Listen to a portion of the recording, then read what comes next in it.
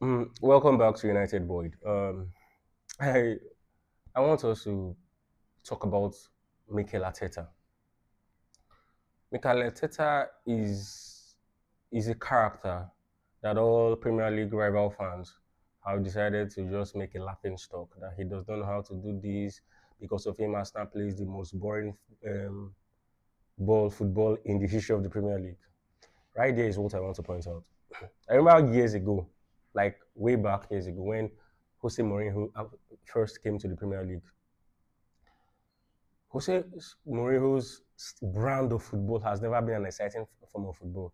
It was basically what Simeone actually adopted. Score one goal and defend to the end.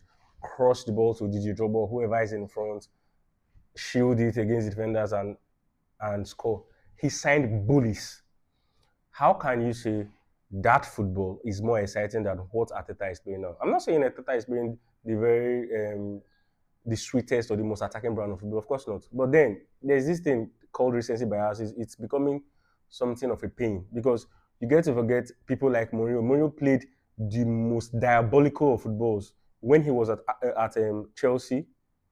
Even when he was at Real Madrid. I remember there was one El Clasico I watched back in the day when I think it was Barcelona Real Madrid. I almost dozed off in the first half. That was how boring that football was because of what Mourinho, the tactics he employed. It was just basically come and fight, grab one goal and win. And that was what he did at Chelsea. He had the likes of Claude Makelele. Now, the difference between Mourinho then and Arteta now is that Mourinho succeeded. He won trophies with the way he played. And Arteta hasn't yet. And that is why people are saying he plays the most boring football. They cannot win. If they win, they will be the worst Premier League. Come on. The difference is results. Mourinho got results, and Arteta has not been able to get results, at least not yet. I hope he does. And yes, that's not to say Arteta does not have his own fault in all of this. He has. He has not been able to entirely adapt sometimes. I mean, if he had played the way he played yesterday against Manchester City, against most of the teams he played in the past, say 3, 4, 5 game weeks, probably they would have taken more points than they did. But then the all the blame should not go to Arteta. His players has to take the brunt of it all. I'm standing on that. Arteta's players has actually not done well recently. When it mattered most, they have lacked and they have been found wanting. I mean, Declan Rice was signed for a very, very huge sum of money. And up until some, say, 4 weeks ago, he was some Arsenal fans and so many other fans, not just Arsenal fans, were saying, oh, he was the player of the season and all that.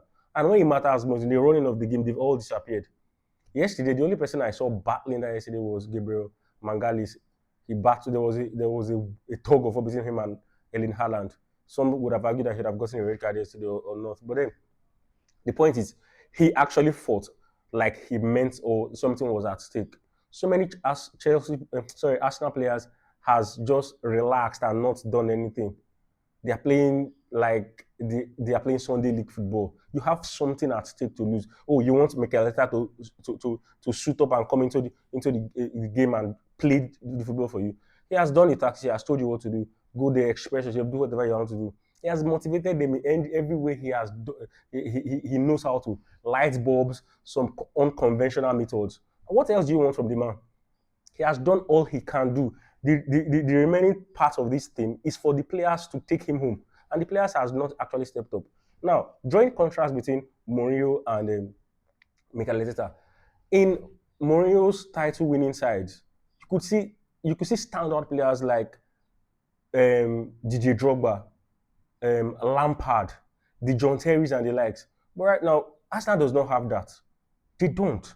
And that is their biggest problem. Nobody is stepping up. Nobody say, oh, let me step up and let me carry the team. Let's draw another parallel with my own club, Manchester United. Manchester United have been shit for a very long time. The only player that has dragged us up until us being in this state and we have a hope of qualifying for the Champions League is Bruno Fernandes. Bruno Fernandes, that is what Arsenal needs right now. Not that, oh, the coach is not doing enough. Do you really think Carrick is doing enough right now? Yes, Carrick is winning games, but if you look at the way we play, We're not playing very well, but then we win games because somehow Bruno steps up and just takes a cross into the 18 and Kuna converts or Sesko converts. That is your captain leading you. That is a player leading you from inside the pitch. Carrick cannot do that. Arteta cannot do that. Guardiola cannot do that. Somebody has to step up in on the field of play, and that is where I think, or I feel, and I strongly feel that Arsenal players have actually fall short. They have fall short, and they have let Arteta take the whole blame. There's one meme every other day blaming Arteta and all that. Arteta should be sacked at the end of the season. The players should be sacked at the end of the season because they will look at the mirror years from now and realize that we had an opportunity to win the title 4 times and we let ourselves down when it mattered most. There was nobody in that field in the Manchester City side, aside Erling Haaland, that could say, oh, they were marginally better than the Arsenal players. But they couldn't step up. They couldn't just knuckle down and do what is expected of them. And now they find themselves in this place. And the way it stands, except Man City decides to shit the bed, Man City is probably winning the title. And it's painful and it's sad. And I'm just here to say justice for Arteta because this whole blame does not fall on Arteta. Funny enough, he might actually lose his job. But then the players will just go scot-free. Lazy, over-pampered players.